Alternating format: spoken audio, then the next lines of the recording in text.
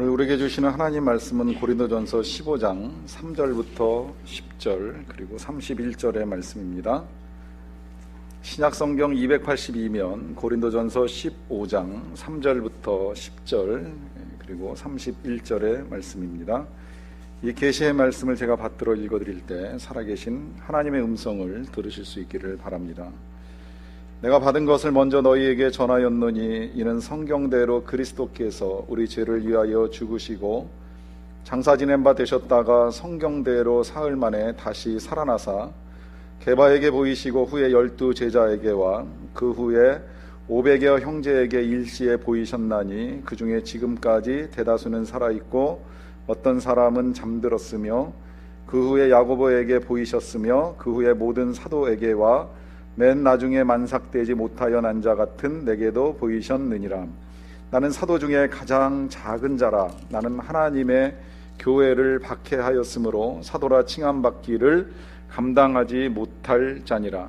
그러나 내가 나된 것은 하나님의 은혜로 된 것이니 내게 주신 그의 은혜가 헛되지 아니하여 내가 모든 사도보다 더 많이 수고하였으나 내가 한 것이 아니요 오직 나와 함께 하신 하나님의 은혜로라. 건너뛰어서 31절을 읽습니다. 형제들아, 내가 그리스도 예수 우리 주 안에서 가진 바 너희에 대한 나의 자랑을 두고 단언하노니 나는 날마다 죽노라. 아멘. 긴 시간 동안 베스트셀러로 많이 알려진 책 가운데 스티븐 코비의 성공하는 사람들의 7가지 습관이라고 하는 제목의 책이 있죠. 성공을 위하여 좋은 습관들, 우리에게 필요한 것들을 잘 가르쳐주는 책이라고 할 수 있습니다. 근간에 논란이 되기는 했습니다. 진짜 성공이라고 하는 것이 무엇이냐. 우리 인생에 있어서 성공이 그저 돈 많이 벌고 권력을 얻고 혹은 이름만 유명해지면 그것이 과연 성공이냐. 또 그와 같은 것들을 위하여 습관을 가졌다라고 하는, 또 습관이 필요하다고 하는 것을 주장했던 스티븐 코비가 몇 년 전에 자기가 투자했던 주식이 폭락하고 전 재산을 날리는 아픔을 겪으면서 진짜 성공이라고 하는 것에 대한 논란은 끊임없이 제기되고 있습니다. 그럼에도 불구하고 우리가 이 세상을 살아가는 데 있어서 이 습관이라고 하는 것이 중요하다라고 하는 것을 부정할 수는 없습니다. 우리의 생각이 행동을 만듭니다. 그리고 행동은 습관을 낳고요. 이 습관은 성품이 되고 성품은 운명을 결정합니다. 또 때로 성품이 우리의 인격이 되기 때문에 우리는 이 인격의 바탕 위에 우리가 신앙을 가지고 열매를 맺을 수가 있습니다. 그렇게 보면 이 좋은 습관을 가진다라고 하는 것은 중요하고 또 나쁜 습관을 버리는 일이 필요합니다. 그래서 시중에는 우리의 습관을 바로잡아주기 위한 책들이 심심치 않게 출판되는 것을 볼 수 있습니다. 근간에도 굿바이 작심삼일이라고 하는 책이 소개가 된 적이 있고요.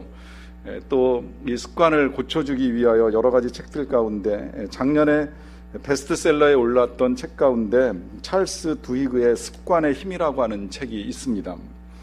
아주 유명해진 책인데요. 누구나 습관을 바꿀 수 있다라고 하는 전제하에 습관을 바꾸는 방법을 제시해 주고 있습니다. 일단 이 습관을 바꾸기 위해서는, 나쁜 습관을 바꾸기 위해서는 자신도 모르게 자신의 삶 가운데 반복되고 있는 행동을 찾아내야 된다는 거예요. 그리고 그 행동을 바꾸기 위해서 다양한 보상 시스템을 가지고 실험을 해보라 할 것을 권장합니다. 이 저자는 실제 자신의 경험을 가지고 예를 드는데요. 오후 시간 한 3시 반 정도만 되면 항상 이제 군의 매점에 올라가서 초코칩 쿠키를 사 먹던 습관이 있었다는 거예요.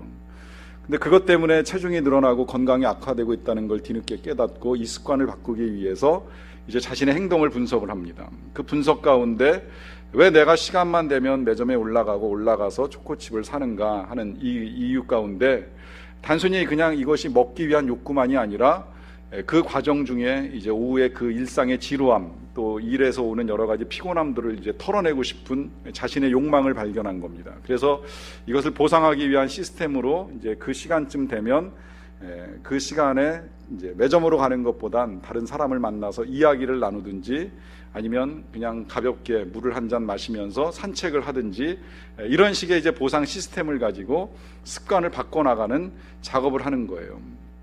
이와 같은 일들을 통해서 이제 습관을 바꾸어 나가는 것이 된다고 하는 것인데, 저자도 물론 쉽지는 않다는 걸 인정을 합니다. 왜냐하면 이 습관이라고 하는 것이 오랫동안 몸에 배웠기 때문에 늘 그게 익숙하고, 그러다 보니까 우리가 되돌아가는 일들이 있을 터인데, 그럼에도 불구하고 이제 바꾸어가는 자신의 모습과 또 그 바꾸어진 것들에 의해서 얻게 되는 보상, 예를 들면 이 같은 경우에는 이제 건강이 보상이 되고 줄어가는 체중이 보상이 되는데, 이와 같은 일들을 통하여서 충분히 이것을 이겨나갈 수 있는 힘을 얻게 되었다라고 하는 말을 합니다. 여기에 더하여서 이 습관을 바꾸는데 가장 필요한 것으로 최종적으로 제시해 주기는 믿음이라고 하는 것을 말씀합니다. 특별히 그는 이제 집단의 습관을 바꾸는 데 있어서 한 미식 축구팀을 훈련하는 과정 중에 이 팀이 여러 가지 가지고 있었던 나쁜 습관들, 공격하는 습관이나 아니면 수비하는 습관에 있어서 잘못된 것들을 다 바꾸어내고, 그래서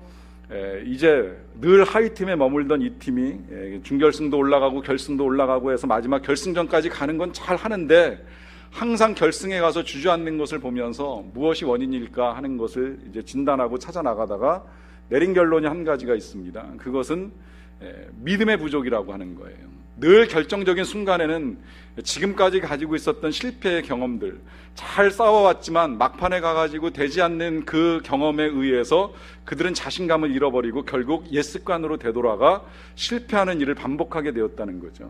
근데 이 일에 다시 믿음만 가질 수 있다면, 다시 이걸 이겨낼 수 있으리라고 하는 확신만 가질 수 있으면 능히 좋은 습관을 가지고 나갈 수 있다라고 하는 것을 분명하게 우리에게 제시해 줍니다. 이와 같은 방식을 통해서 우리는 습관을 바꿀 수 있겠는데요. 이제 중요한 건 뭐냐면, 나쁜 습관을 버리는 것도 필요하지만 이제 좋은 습관을 몸에 배게 하는 것이 중요하다라고 하는 것입니다. 습관을 바꾸는데 나쁜 습관을 바꾸는 것이 그렇게 생각처럼 쉽지는 않습니다. 아마 알게 모르게 자신의 마음속에 이미 나도 이 습관은 좀 빨리 바꿔야 되는데 라고 하는 생각이 드는 것들이 여러분들의 마음속에도 있으시리라고 생각을 합니다. 저 역시도 늘 좋은 습관만을 가지고 살아가는 것은 아니라고 생각을 하는데요. 그런데 나쁜 습관이라고 하는 것이 나 그냥 이제 올해부터 이거 끊어낼 거야, 안 할 거야 이렇게 생각한다고 해서 그 습관이 하루아침에 몸에 배지는 않습니다. 이제 이걸 이겨나가기 위해서 에베소서에서는 사도 바울이 우리에게 제시해 준 방법이 있습니다. 도둑질하는 사람은 도둑질을 하지 말라고만, 도둑질하는 습관을 끊어내라고만 말씀하시는 것이 아니라 자기의 손으로 수고해서 남을 도와줄 것이 있도록 만들어라 그래요. 선한 습관을 길들이면 악한 습관을 버린다라고 하는 원리입니다. 그냥 단순히 악한 습관을 끊어내는 게 중요한 것이 아니라 좋은 일을 찾아 나가다 보면, 그것이 습관화가 되다 보면 자연스럽게 악한 것이 멀어질 수 있다는 거예요. 이제 이러한 관점에서 우리에게 있어서 좋은 습관 중에 한 가지로 가져야 될 것이 있다라고 하면 그것은 교회를 다니는 습관입니다.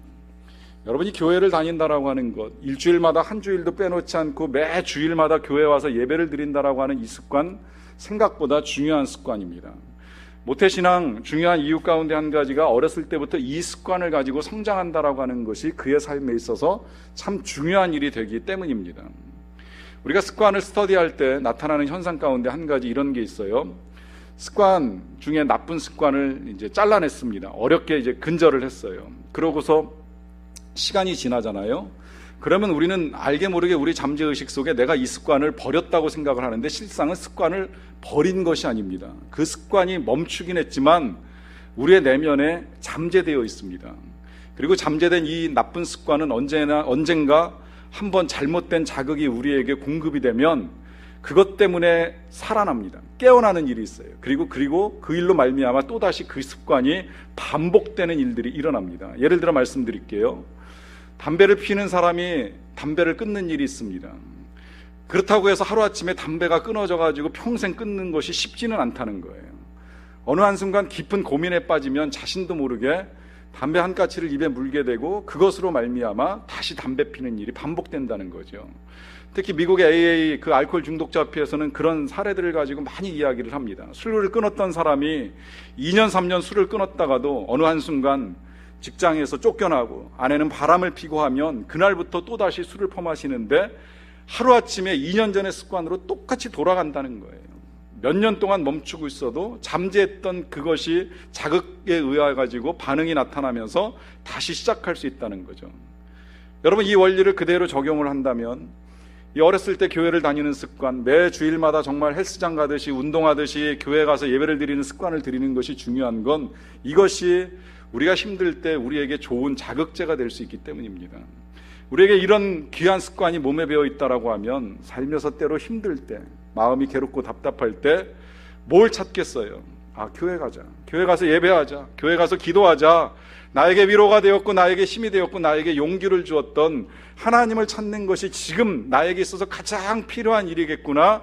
이것이 우리의 습관으로부터 다시 솟아날 수 있는 좋은 능력이 될 수 있다라고 하는 것입니다. 성경은 우리에게 여러 가지 좋은 습관들을 가질 것을 제시해 주는데요, 그 가운데 어떤 습관이 필요하냐라 하는 질문 앞에 가장 좋은 답은 저는 역시 데살로니가전서 5장 16절부터 18절까지 말씀이라고 생각을 합니다. 아마 많은 분들이 알고 계시리라고 생각을 하는데요, 여긴 우리에게 이렇게 당부를 합니다. 항상 기뻐하라, 쉬지 말고 기도하라, 범사에 감사하라. 표현은 조금 다르죠. 항상 쉬지 말고 범사에, 이 모든 것들이 다 우리가 가져야 될 습관의 의미입니다.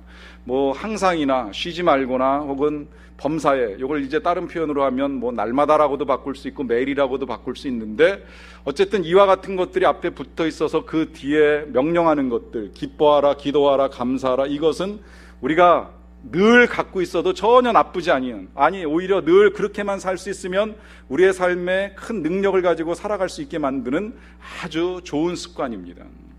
이제 그런 면에서 먼저 이 기도하는 습관이라고 하는 거 정말 중요합니다. 여러분, 기도를 습관화시키십시오. 날마다 기도하는 것, 날마다 하나님 앞에 나아가는 것을 일상화시킬 필요가 있습니다. 성경엔 사실 습관이라고 하는 단어가 많이 나오지는 않는데요, 우리 예수님의 습관을 가르쳐주는 한 구절의 말씀이 있습니다. 누가복음 22장 39절의 말씀인데요, 예수께서 나가사 습관을 따라 감람산에 가심에 제자들도 따라갔다 하는 말씀입니다. 여기 예수님의 습관 한 가지가 나와요. 그 습관은 감람산에 가시는 습관이었어요. 자, 왜 가시는지를 우리가 알아야 됩니다. 이 산은 무슨 대단히 높은 산이라 등산하러 가시는 산도 아니고요, 또 대단하게 높은 언덕도 아닙니다. 그냥 예루살렘 그 성 바깥에 있는 조그만 이 올리브 나무 숲이라고 할 수 있습니다. 근데 예수님이 여기에 다니시는 습관이 있어요. 그 습관은 뭐냐면, 예루살렘에서 일하시고 사역하시다가 때가 되면 한 번씩 이 올리브 숲 속에 들어가셔서 기도하시는 습관이 있던 겁니다. 그래서 거기서 조용히 하나님께 기도를 드리면서 묵상하고 하나님과 교제하고 하나님의 음성을 듣고 다시 능력을 공급받고 또 하나님의 뜻을 분별하고 난 다음에 예루살렘에 오셔서 사역을 진행해 나가십니다.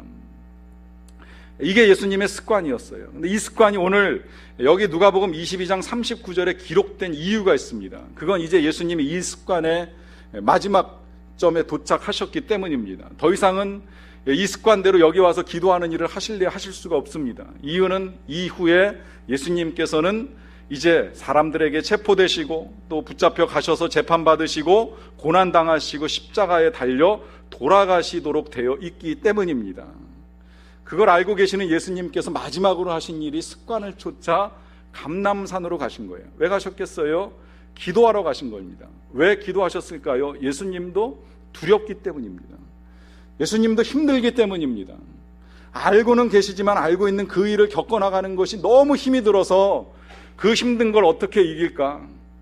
다른 어떤 방법, 술을 마시고 친구를 만나고 사람들을 만나서 위로를 구하고 하는 것이 아니라 늘 해오던 대로 하나님을 찾아 나가는 겁니다.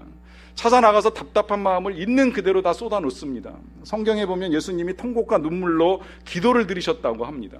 하나님께 속상하고 답답한 마음을 다 쏟아내면서 그 습관을 따라 기도하시는 거예요. 주여, 이 잔을 내게서 옮기시옵소서. 기도하는 가운데에 예수님에게 있어서 공급되는 하나님의 은혜가 있습니다. 그것은 비록 고난의 자리로 나가지만 이 예수님께서 혼자 가시는 것이 아니라는 사실을 다시 확인하는 겁니다. 하나님 나와 함께 가신다. 하나님 나와 이 고난의 길을 함께 가신다. 그래서 내가 혼자 가는 것이 아니라 주님과 함께 가기에 내가 용기를 낼 수 있다. 이 믿음을 가지고 예수님은 고난의 십자가를 맞이합니다. 이것이 가능할 수 있었던 것은 예수님께 이 귀한 습관, 바로 하나님 전에 나아가서 기도하는 습관이 있으셨기 때문입니다. 이 기도하는 습관과 더불어서 우리가 가져야 될 두 가지 습관이 아까 말씀드린 대로 기뻐하는 습관이고 감사하는 습관입니다. 여러분이 기뻐하는 거, 감사하는 것도 습관이기 때문에 우리가 연습하고 훈련할 필요가 있습니다. 정신과 전문의인 의사인 이 박용철 씨가 이제 근간에 쓴 책 가운데 감정도 습관이라고 하는 책이 있는데요.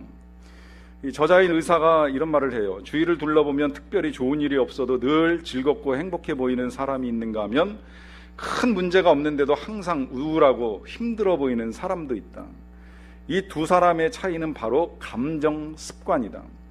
행복한 감정이 습관화된 사람은 계속 행복할 가능성이 높고, 불행한 감정이 습관화된 사람은 계속 불행할 가능성이 높다는 것입니다. 여러분, 사실 그렇습니다. 우울증이라고 하는 질병이 악한 질병인데요, 이 질병을 처음부터 어느 한순간에 걸리는 사람은 없어요. 그저 모든 것을 부정적으로 보는 사람, 비관적으로 보는 사람, 늘 슬퍼하는 사람, 그 슬픔에서 헤어나오려고 전혀 노력하지 않는 사람이 결국은 우울증에 빠지고 헤어나오지 못하면 그것 때문에 아주 불행한 선택들을 하는 일들이 있습니다. 여러분, 이와 같은 일들에서 벗어나기 위해서 우리에게 필요한 것, 기쁨을 선택하십시오. 그리고 기쁨을 선포하십시오.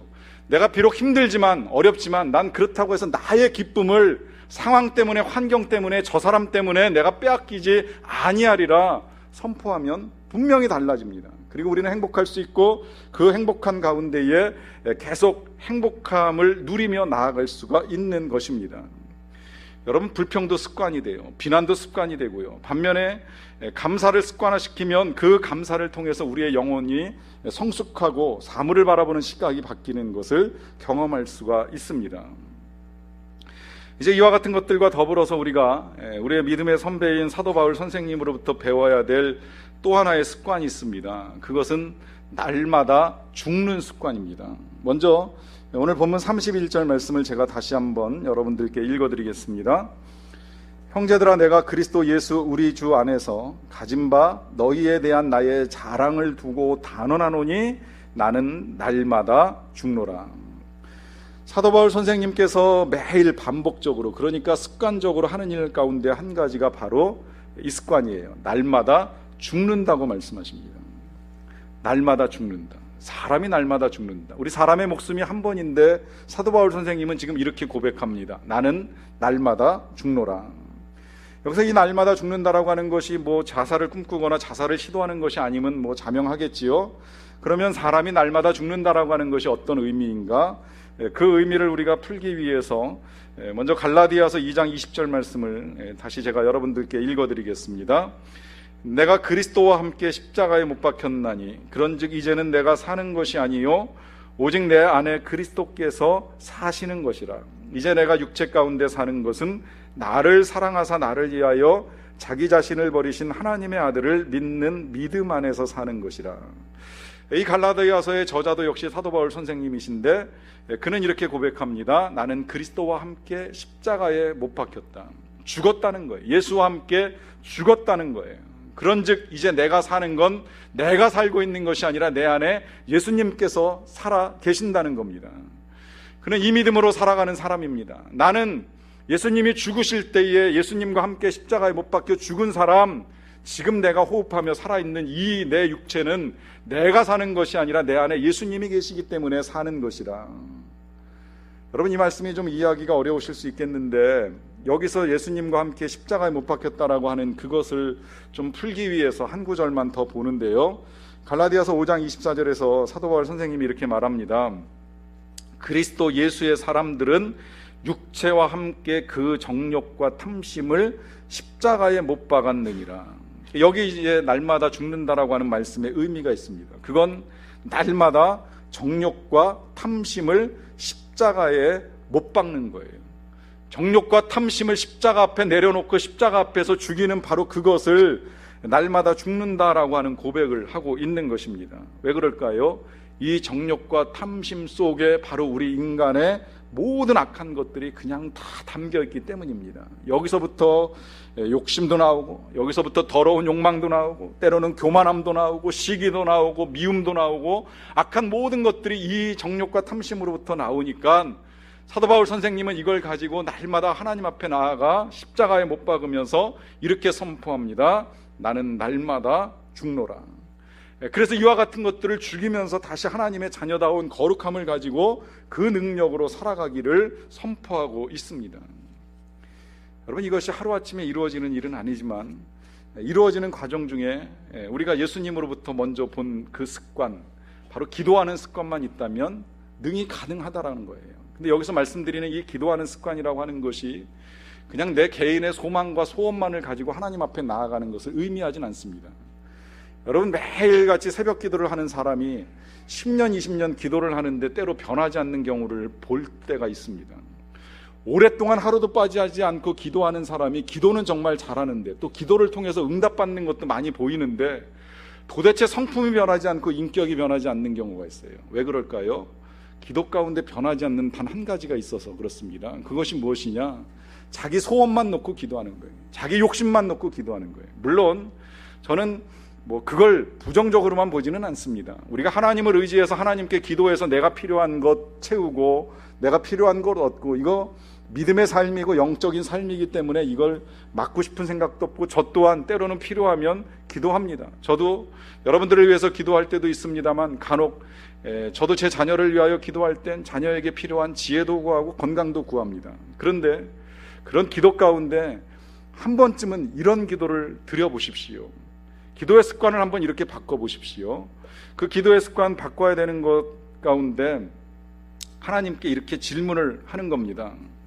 하나님 앞에서 저는 어떤 인간입니까?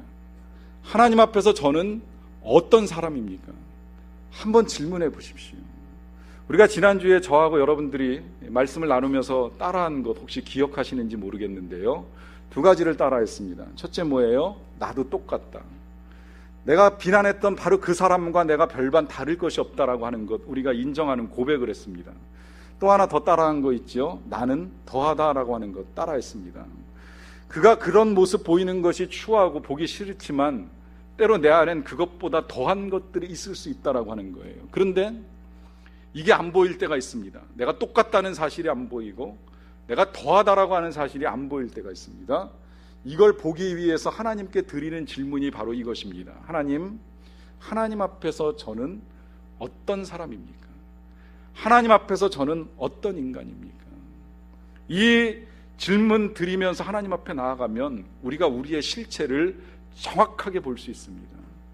사람들 앞에서야, 많은 사람들 앞에서야 보여주는 이 모습이 우리의 전부이겠습니까?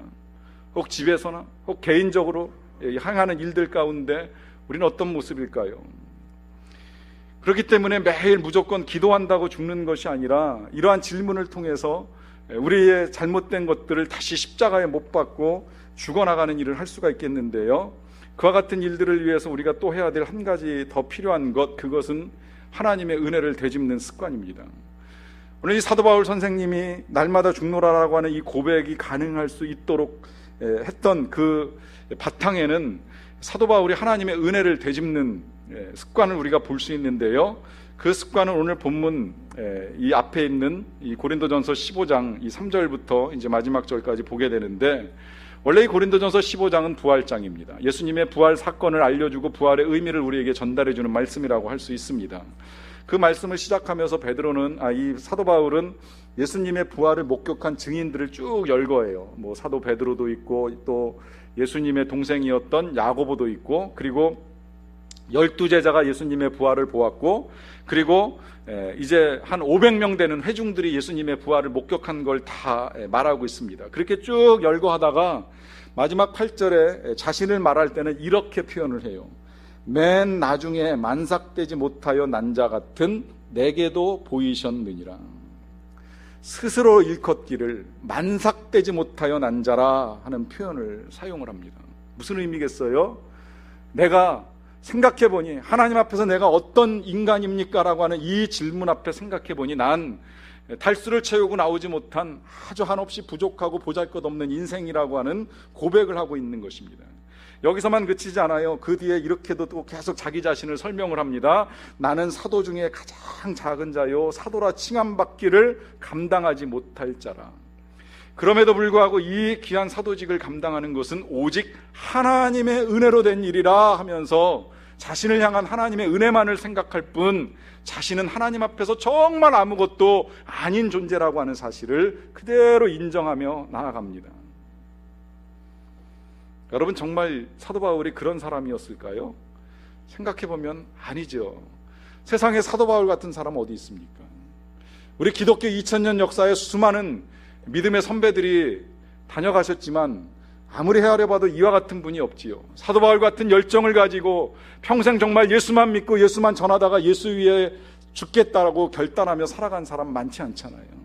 실제로 그렇게 결단하고 또 살면서 걸어서 혹은 뭐 어떤 방식으로든 그 넓은 유럽 땅을 다 다니면서 복음을 전하고 교회를 세우는 일, 때로는 그렇게 교회를 세우다가 매도 맞기도 하고 굶기도 하고 물에 빠지기도 하고 온갖 시련 다 겪었는데 그와 같은 일들을 행한 건 내가 한 것이 아니라 다 하나님의 은혜이고 난 아무것도 아닙니다.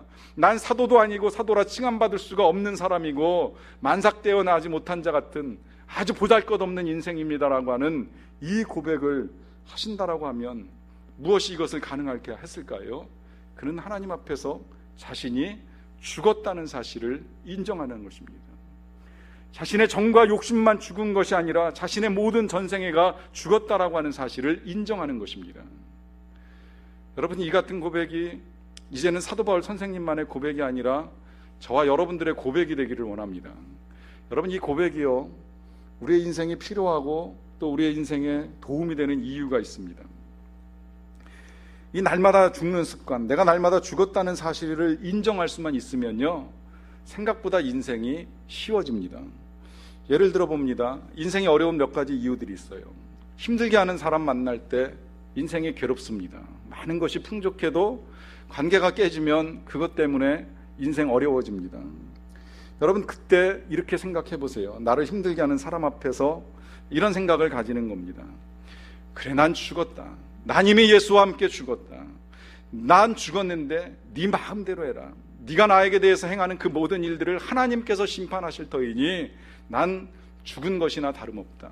여러분, 생각보다 빠르게 기쁨과 평안이 찾아옵니다. 고난과 시련을 만날 때가 있습니다. 사업이 풀리지 않고 직장에 어려움이 있을 때 있습니다. 그때도 우리 선포하십시오. 이미 난 죽었다. 이 힘든 것들이 내 인생을 더 이상 얼마나 더 힘들게 하겠느냐? 우린 능히 이기며 나아갈 수 있습니다. 때로 욕망이 우리를 괴롭힙니다. 더러운 생각들이 솟아오를 때도 우린 이렇게 선포할 수 있습니다. 죽은 내게 있어서, 십자가에 못 박힌 내게 있어서 더 이상 이 악한 것들이 나를 끌고 갈 수가 없다.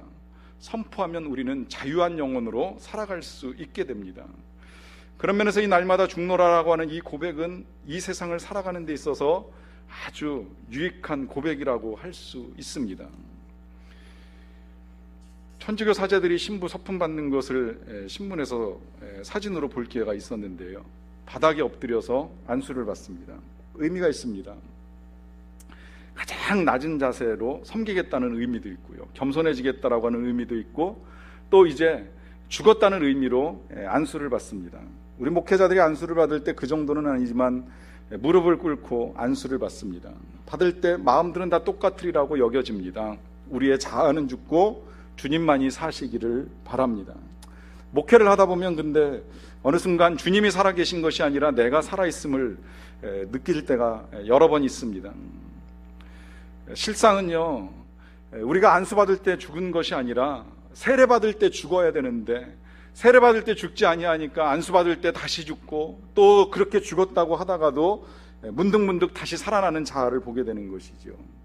원래 우리가 주님 안에서 세례를 받았다라고 하면, 우린 지금 약식 세례로 세례를 주다 보니까 이 세례 받을 때 내가 죽었다라고 하는 인식을 하기가 되게 어려운데요, 사실 저는 그래서 개인적으로 교회를 세우면서 할 수만 있으면 침례를 좀 주었으면 하는 마음도 없지 않아 있습니다. 우리 교단이 이제 최근에 이걸 통과시켜서 원하면 이제 침례를 줄 수도 있기는 합니다만은, 침례와 세례가 조금 다른 것은, 세례는 물을 뿌리다 보니까 그냥 이제 죄가 씻겨나가는 느낌이 있어요. 그런데 침례는 사람을 물에 담급니다. 그냥 담그는 정도가 아니라 물에 푹 담궈요. 완전히 물에 잠기게 합니다. 근데 이것이 그냥 잠기는 것에 의미만 있는 것이 아니에요. 예수님과 함께 죽었다는 걸 몸으로 경험할 수 있게 만들어주는 거예요.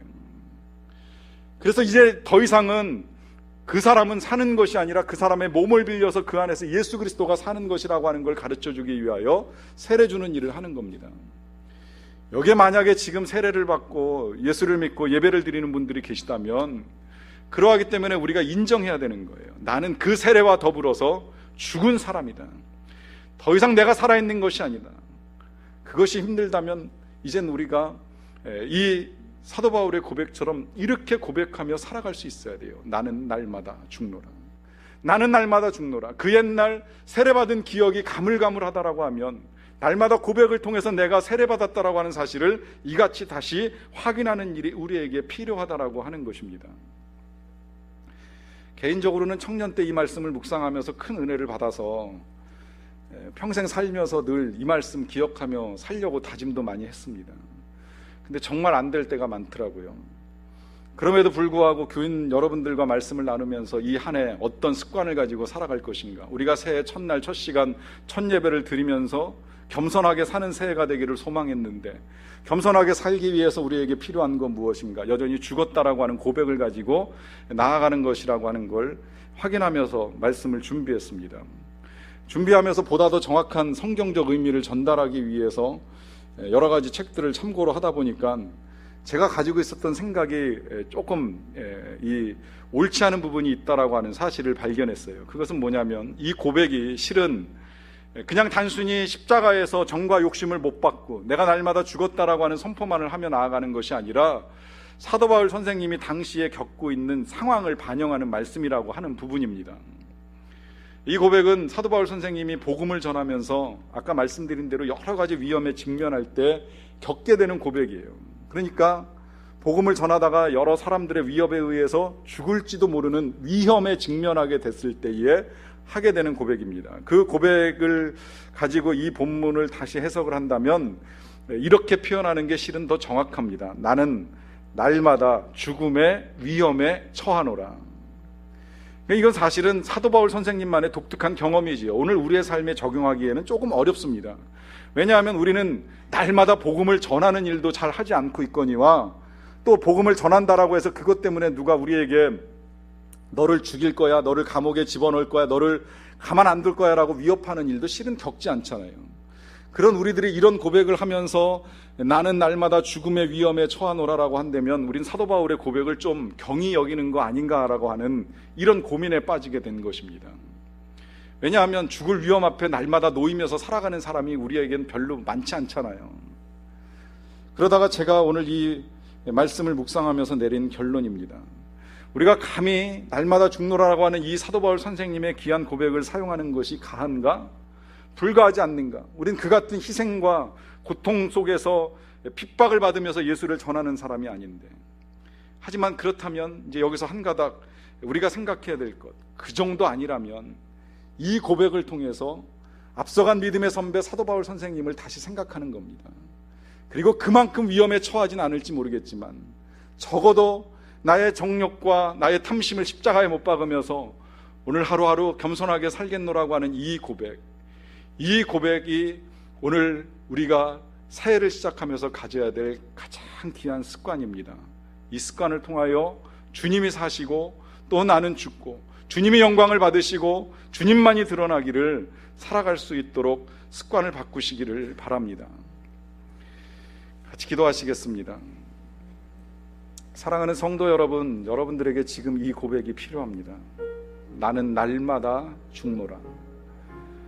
여러분, 일상을 살면서 죽여왔던 것은 무엇이고 계속 살아나 여러분들을 괴롭혔던 것들은 무엇입니까?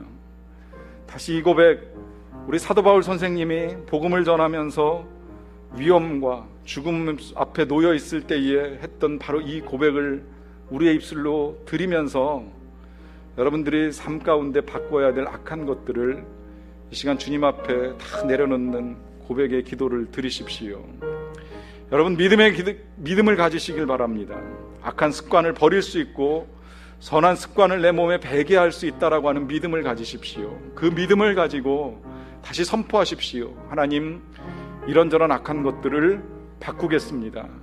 그리고 이런저런 선한 습관들을 가지겠습니다. 그 가운데 가장 중요한 것, 나 자신을 날마다 죽는 자리에 내어놓는 이 귀한 습관들을 가지며 살아가기를 원합니다. 이와 같은 고백을 여러분들 각자의 목소리로 하나님 앞에 잠시 드리는 시간을 갖도록 하겠습니다.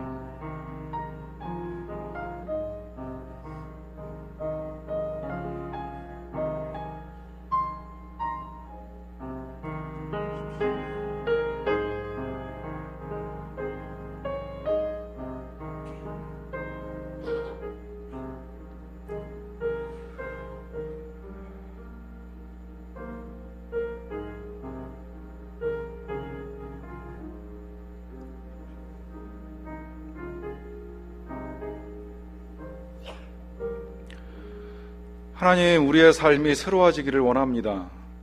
해만 바뀌었을 뿐 아무것도 달라지지 아니하는 그런 인생, 과거로부터 지금까지 수년 동안 변화되지 아니하는 그런 인생으로 살지 않기를 원합니다. 모든 것이 새로워지기를 소망합니다. 우리의 삶에서 악한 것들이 떠나가고 선한 것들이 채워지기를 원합니다. 그래서 열매 맺는 삶이 되기를 원하는데, 그렇게 살아갈 수 있도록 주님, 우리가 날마다 십자가 앞에서 우리를 내려놓게 하여 주시옵소서. 날마다 기도하는 습관들을 통하여 우리의 옛 모습들을 다 버리게 하시고, 이제 새로워진 우리의 모습을 통하여 하나님께서 영광을 받으실 수 있도록 선한 것으로 우리의 삶에 채워나갈 수 있는 하나님의 사람들이 되게 하여 주시옵소서. 예수님의 이름으로 기도하옵나이다. 아멘.